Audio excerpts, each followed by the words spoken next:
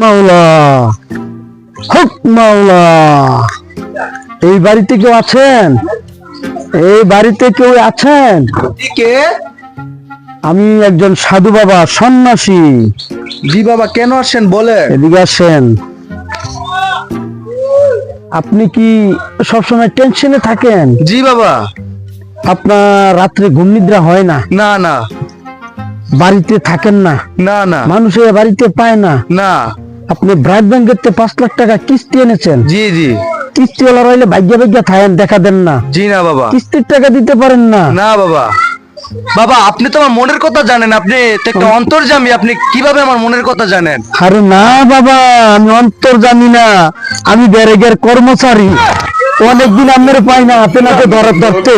আপনি কিস্তি দেন, আজকে পুলিশের কাছে লয়ে যাবো। আজকে পুলিশের কাছে লয়ে যাবো। আজকে লয়ে যাবো।